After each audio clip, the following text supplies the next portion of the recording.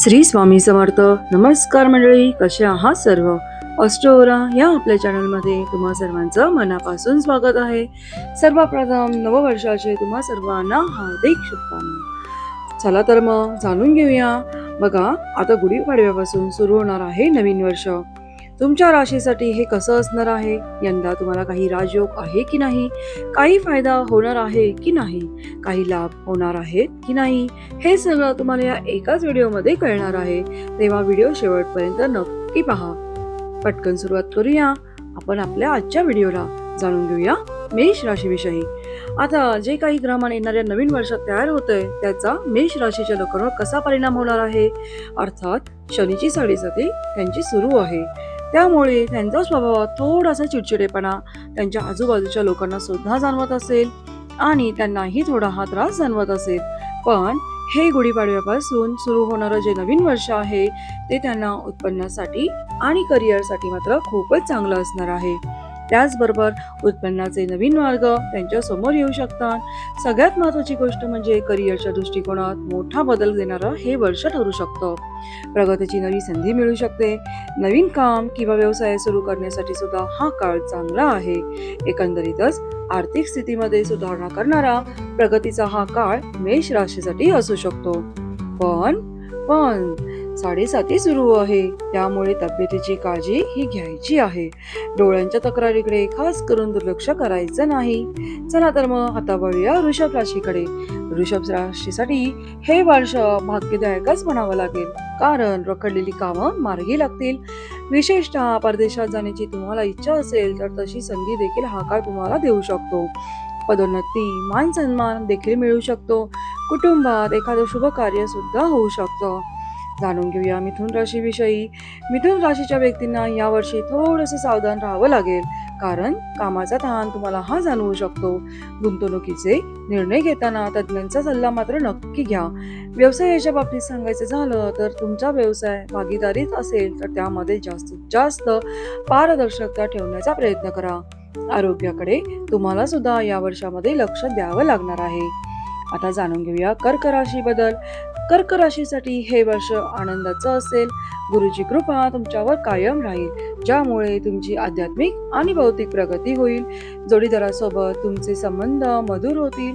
विद्यार्थ्यांसाठी सुद्धा कर्क राशीचे जे विद्यार्थी असतील त्यांच्यासाठी सुद्धा हे वर्ष अत्यंत यशदायीच आहे असं म्हणावं लागेल. आता वळूया सिंह राशीकडे. सिंह राशीच्या लोकांसाठी हे वर्ष नवीन संधी आणि नवे आव्हान घेऊन येणारा ठरत आहे.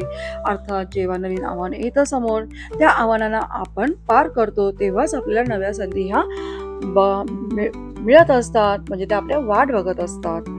किंवा बरेचदा नवीन संधी येतात, पण त्या संधी मागे बरीचशी आव्हानं सुद्धा लपलेली असतात. तर तुम्हाला मागे आता हटायचं नाहीये. आलेल्या संधीचं सोनं करायचं आहे. शत्रू तुमच्याकडून पराभूत होण्याचे योग आहेत, मात्र गुप्त शत्रूंपासून सावध राहावं लागेल. आता हे गुप्त शत्रू कोण असतील बरं? तर बरेचदा आपल्याशी तोंडावर गोड गोड बोलणारे, आपण ज्यांना खूप जवळचे समजतो, ते मित्र समजतो, ते मात्र मनातून आपला राग करत असतात, ते द्वेष करत असतात, असे जे असतात त्यांना आपण गुप्त शत्रू आहे असं म्हटलं तरी चालू शकतं. असे हे गुप्त शत्रू जे आहेत ते प्रत्येकाच्या अवतीभोवती असतात, पण त्यांचा त्रास सिंह राशीच्या लोकांना या वर्षात जास्त जाणवू शकतो.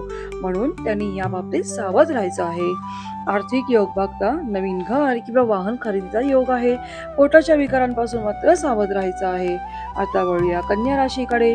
कन्या राशीवाल्यानं तुम्हाला तुमच्या कष्टाचं योग्य फळ आता हे वर्ष देणार आहे. समाजात तुमची प्रतिष्ठा वाढेल. जुन्या कर्जातून मुक्ती मिळण्याची शक्यता आहे. नवीन नोकरीच्या शोधात असलेल्यांना हे वर्ष यश देऊन जाईल. प्रेमाबाबतीत बोलायचं झालं तर वैवाहिक जीवनात सुसंवाद राहील. आता आपण वळणार आहोत तुळ राशीकडे. तुळ राशीसाठी हे वर्ष आर्थिक समृद्धीचं असणार आहे. गुढीपाडव्यापासून तुमच्यावर शनिदेवांची कृपा होत आहे असं म्हणायला काही हरकत नाही. त्यामुळे तुमचं प्रलंबित काम सुद्धा पूर्ण होतील. शेअर मार्केटमध्ये दीर्घकालीन गुंतवणूक करणं फायद्याचं ठरेल. मुलांच्या प्रगतीने सुद्धा तुम्हाला आनंदच मिळणार आहे. आता वळूया वृश्चिक राशीकडे. वृश्चिक राशीच्या लोकांसाठी हा काळ मेहनतीचा असू शकतो. कामाचा ताण वाढणारा असू शकतो. शत्रू आणि स्पर्धकांवर विजय मिळवण्याची संधी मात्र तुम्हाला मिळेल. प्रयत्न केल्यास यश सुद्धा निश्चित मिळू शकतं. जाणून घेऊया धनुराशीविषयी. धनुराशीसाठी हा काळ अत्यंत शुभ मानला जाऊ शकतो. प्रेम संबंध मजबूत होण्याची शक्यता आहे. सर्जनशील कामात तुम्हाला यश मिळेल. नवनिर्मितीच्या कामात तुम्हाला यश मिळेल. आर्थिक लाभ सुद्धा या वर्षामध्ये मिळत आहे. आनंद आणि उत्साह वाढवणारा हा धनुराशीसाठीचा उत्तम काळ असणार आहे. चला जाणून घेऊया मकर राशीच्या लोकांविषयी. मकर राशीच्या लोकांसाठी घर आणि कुटुंबाशी संबंधित घडामोडी या वाढू शकतात. घरात शुभ कार्याची शक्यता आहे. मालमत्तेशी संबंधित व्यवहारातून फायदा होण्याची शक्यता आहे. कुटुंबासोबत चांगला वेळ तुम्ही हा घालवू शकता, त्याची संधी देखील तुम्हाला मिळेल. घरातला आनंद एकंदरीतच हा काळ वाढवणारा आहे. आता वळूया कुंभ राशीकडे. कुंभ राशीसाठी नवीन कल्पनांचा हा काळ असेल. नवीन व्यावसायिक योजना तुम्ही राबवू शकता. प्रवासाची सुद्धा शक्यता आहे. भरपूर प्रवास होऊ शकतो. मित्रांकडून या काळात तुम्हाला मदत देखील मिळेल. नवीन संधी देणारा हा काळ आहे असं म्हटले तरी चालू शकतं. जाणून घेऊया मीन राशीविषयी. मीन राशीवाल्यांनो, आर्थिकदृष्ट्या चांगले परिणाम हा काळ देऊ शकतो. उत्पन्न वाढण्याची शक्यता आहे. गुंतवणुकीतून सुद्धा फायदा होईल. एकंदरीतच मीन राशीच्या लोकांना आत्मविश्वास वाढवणारा आणि आर्थिक स्थैर्य देणारा हा काळ आहे. मंडळी, 2026चा गुढीपाडवा अनेक राशींना नवीन संधी, आर्थिक लाभ, प्रगतीचे योग घेऊन येतोय, म्हणजेच घेऊन आलाय. विशेषतः मेष, मिथुन, सिंह, धनु, मीन या राशींसाठी हा काळ अधिक शुभ जाऊ शकतो. तर वृषभ, कन्या, वृश्चिक या राशींनी मात्र थोडी सावधगिरी वाढवण्याची म्हणजेच बाळगण्याची गरज आहे. मंडळी, वास्तुशास्त्र, ज्योतिषशास्त्र, अंकशास्त्र यांसारख्या विषयांवर तुमच्या मनात काही शंका असतील तरी त्या कमेंट बॉक्समध्ये नक्की विचारा. तुमच्या प्रश्नांची उत्तरं देण्याचा मी प्रामाणिकपणे नक्कीच प्रयत्न करेन. तसेच आणखी कोणत्या विषयांवरचे व्हिडिओज तुम्हाला ऐकायला आवडतील हे सुद्धा कमेंट करून सांगा. म्हणजेच तुम्हाला हवे असणाऱ्या विषयांवर सुद्धा व्हिडिओ मी घेऊन नक्कीच येईन. ज्योतिषशास्त्र, अंकशास्त्र, वास्तुशास्त्र यांसारख्या विषयांवर योग्य मार्गदर्शन तुमच्यापर्यंत पोहोचवण्याचा माझा हा प्रयत्न असणार आहे. तेव्हा तुमच्या असणाऱ्या शंका किंवा सजेशन्स असतील तर कमेंट बॉक्समध्ये नक्की मला विचारा. व्हिडिओ उपयोगी वाटला असेल तर व्हिडिओला लाईक करा. कमेंटमध्ये तुमची राशी नक्कीच लिहून कळवा. आणि रोजची राशी भविष्य पाहण्यासाठी अष्टोरा चॅनलला लाईक करा, शेअर करा आणि सबस्क्राईब करायला विसरू नका. बेल आयकॉनवर क्लिक देखील करा. पुन्हा भेटू नव्या व्हिडिओमध्ये. श्री स्वामी समर्थ. कृपा करो.